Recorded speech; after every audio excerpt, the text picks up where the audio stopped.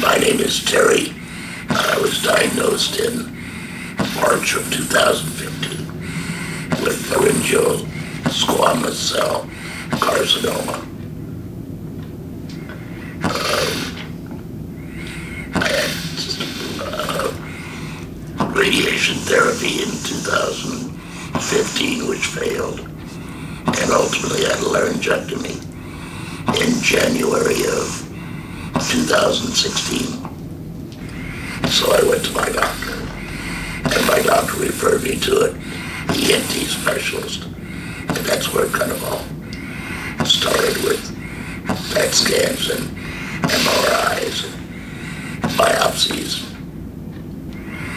Once I was diagnosed, my wife and I spent a lot of time talking about how we wanted to proceed, how aggressively we made a list of what to ask the doctor.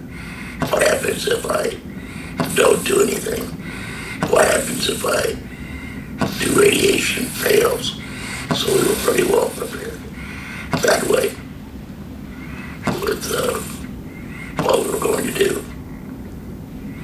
And one day, after failed radiation, we were in the office, and the doctor suggested that I have a laryngectomy. And we discussed what would happen if I didn't, and those options weren't good at all. And so I said, let's do it.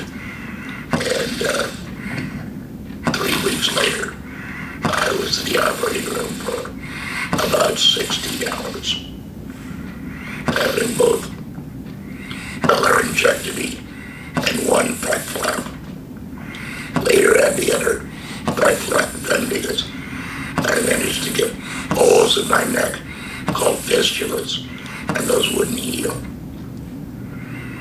So if it could go wrong, I did all the wrong stuff. I had an amazing surgeon, and I was his very first independent laryngectomy. Also the first laryngectomy ever done at North Kansas City Hospital. So I was special. The nurses and the speech language pathologist were very eager to learn, and we did collectively together do that.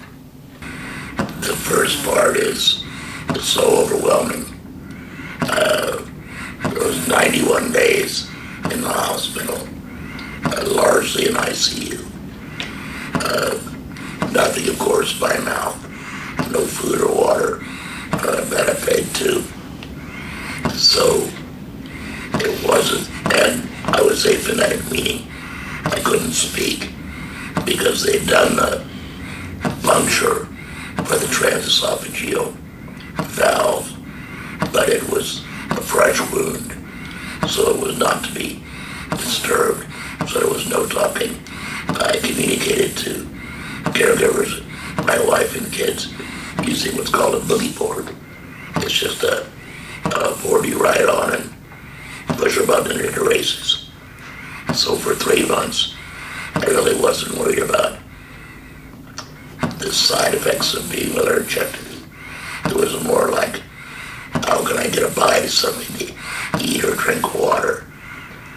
So then after that, it was, through really baby steps. And every day was just more and more steps until I was finally able to go home. By far, my wife, Jennifer, was an astounding brick. She went to the mat with insurance agents and insurance companies, fighting for everything. Even to shower. I mean, there's a hole in my neck. I needed a shower aid. And the insurance company at one point said that was an item for convenience. And they wouldn't pay for that,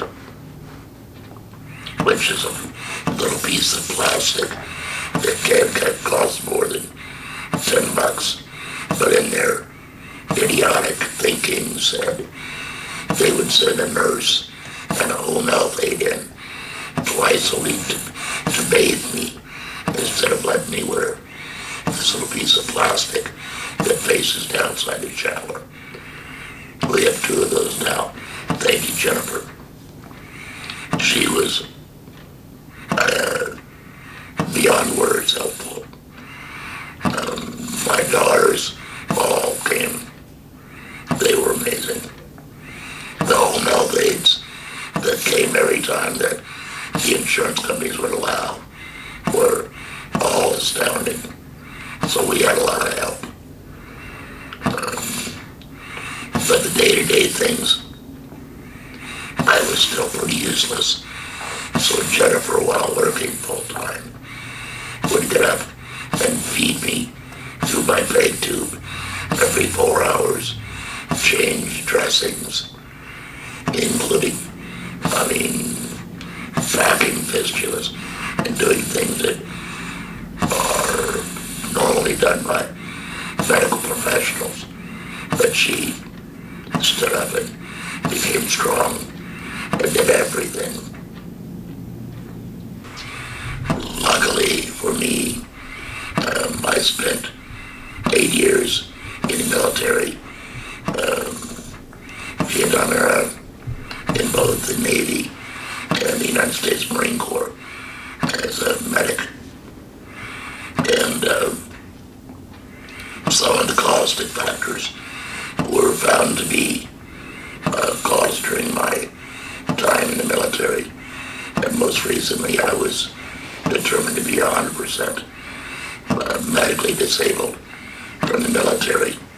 So the VA has been helpful as we navigate the field of getting the supplies that we need for a laryngectomy to basically stay alive and function. So sometimes it's Medicare, sometimes it's insurance, sometimes it's the VA, sometimes I go to Fort Leavenworth.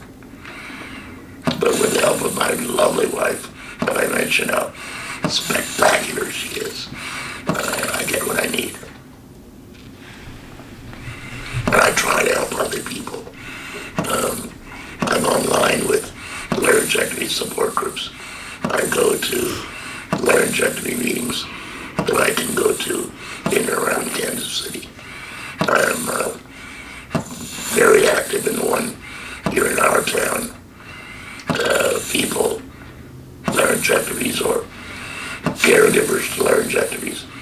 There's a lot of Q&A, and I try to be as proactive in that as I possibly can be, including go to the hospital to see laryngectomy patients before or after an operation.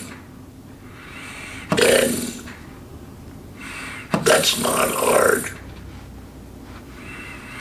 I'm reminded by laying in an ICU bed without a drop of water, and I'm so happy to be able to tell that man or woman it gets better.